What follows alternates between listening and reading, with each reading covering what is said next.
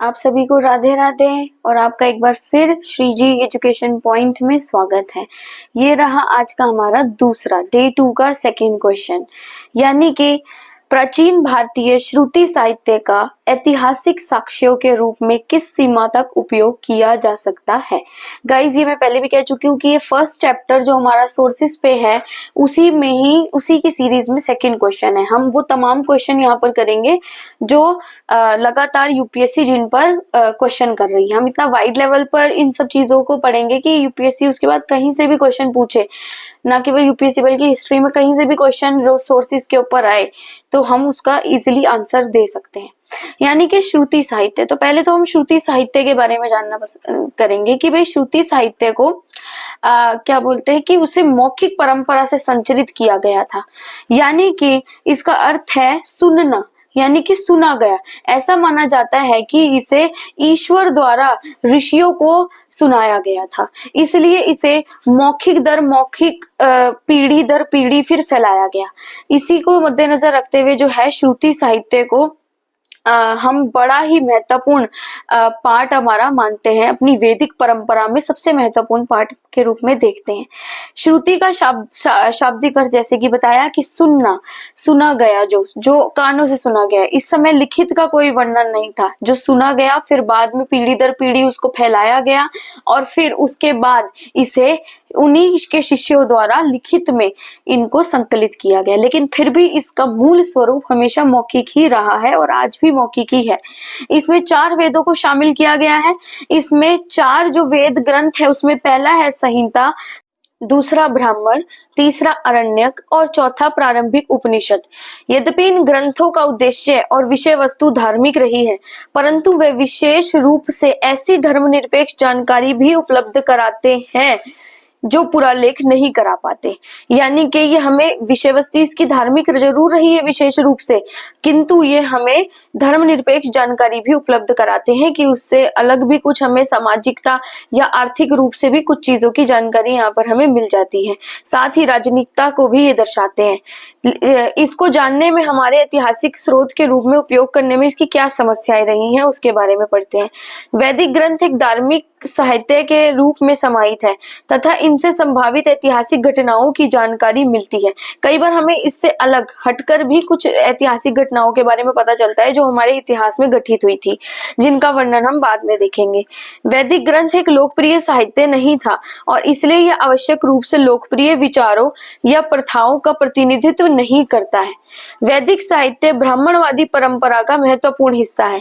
यह उनकी धार्मिक मान्यताओं, प्रथाओं और दृष्टिकोण को दर्शाता है। बेसिकली क्योंकि उस समय हमने देखा था कि उस समय ब्राह्मणों को ही सबसे ज्यादा हक होता था वेदों का वर्णन करने का, वेदों का अध्ययन करने का उन्हीं को हक होता था। तो इसलिए जो ब्राह्मणवादी परंपरा है वो इनसे ज्यादातर जुड़ी हुई है और ये चीजें जो है, ये जो हमारे श्रुति साहित्य वगैरह है, ये ज्यादातर उन्हीं के ऊपर इंगित धार्मिक मान्यताओं, प्रथाओं, दृष्टिकोण को दर्शाते हैं। वेदों को इतिहास के स्रोत के रूप में उपयोग करने में एक बड़ी समस्या है ऋग्वेद की विधिकरण, यानी कि जैसे भाषा की अस्पष्टता होने के कारण और भी बहुत सारे चीजें और उनकी अस्पष्टता रहने के कारण हम ऋग्वेद की समस्या यही सबसे बड़ी आई है कि हम उससे उल्लेख नहीं कर पाते हैं। अतः पुरातत्व से वेदों के प्रमाणी के संबंध में कई समस्याएं, अर्थात पुरातत्व स्रोत द्वारा वेदों की पुष्टि की भी समस्या रही है। फिर उसके बाद हम आते हैं कि ऐतिहासिक स्रोतों के रूप में इसका उपयोग किस सीमा तक किया जा सकता है, कि अगर हम किसी चीज के बारे में जांच कर सकते हैं तो वो चीजें क्या हैं।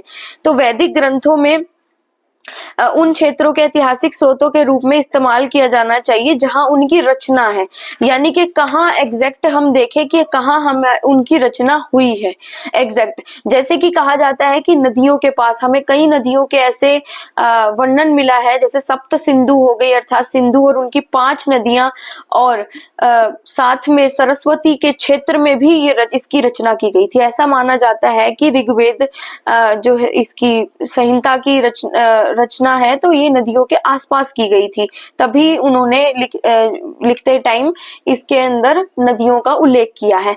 बाद के वैदिक ग्रंथों की रचना हिंदू और गंगा मैदान और ऊपरी गंगा घाटी में हुई थी। इस प्रकार इन क्षेत्रों से संबंधित जानकारी हेतु ये ग्रंथ बहुत ज्यादा उपयोगी रहा है। साथ ही यह राजनीतिक संघर्ष की व्यापकता को दर्शाता है। एग्जाम्पल अगर हम देखें तो वो क्या है कि 10 राजाओं का जो युद्ध हुआ था, जो कि रावी नदी के तट पर घटित हुआ था, ये बहुत ज्यादा इम्पोर्टेंट, हमारे जो इतिहास का बहुत ज्यादा इम्पोर्टेंट पार्ट रहा है। ये जो युद्ध है ये भी बहुत ज्यादा हमारे यहाँ, इसका उल्लेख भी बहुत बढ़ चढ़कर हमें यहाँ पर मिलता है, जो कि रावी नदी के तट पर घटित हुआ।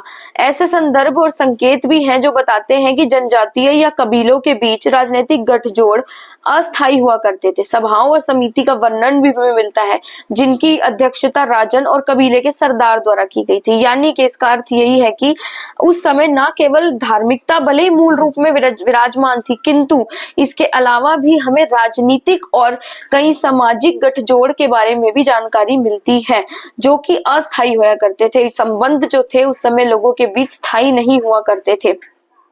सभा और समिति के बारे में का वर्णन मिलता है। उस समय सभा और समिति का बहुत ज्यादा जो था कि इनका बहुत ज्यादा वर्णन देखने को मिलता है, और इसकी अध्यक्षता क्योंकि राजन ही करता था, इसलिए ये बड़ी विशिष्ट समितियां होती थी।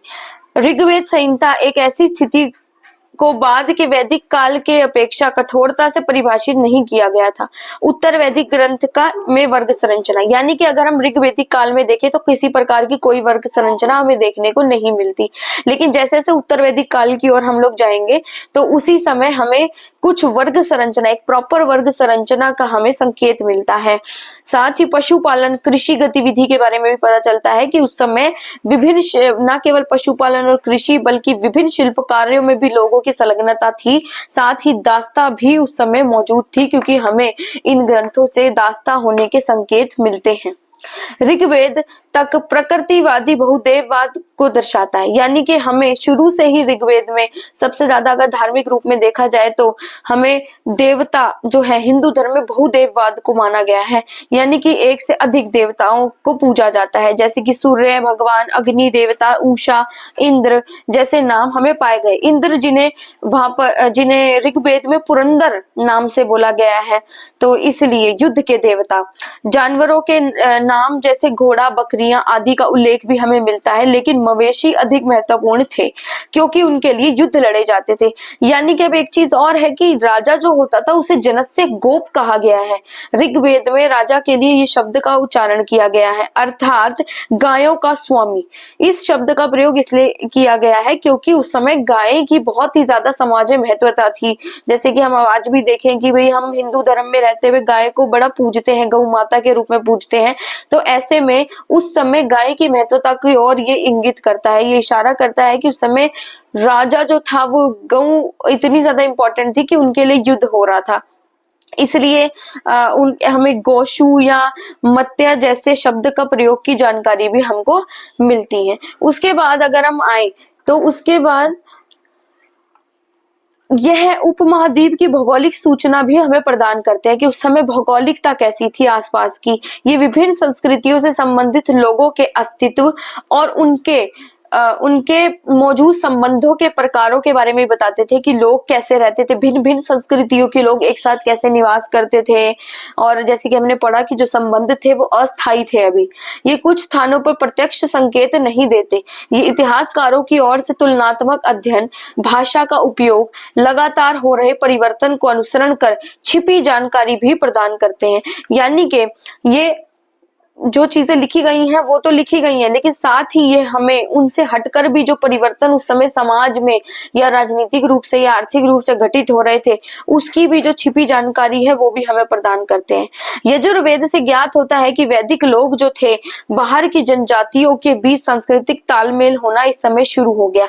यानी कि हमें कुछ इन होते परिवर्तनों से ये चीज का पता चला है कि जो वैदिक लोग थे ना केवल अब वो अपने संबंधों को सुदृढ़ कर रहे थे आपस में, बल्कि बाहर की अन्य जनजातियों के साथ भी सांस्कृतिक तालमेल उनका होना शुरू हो गया था।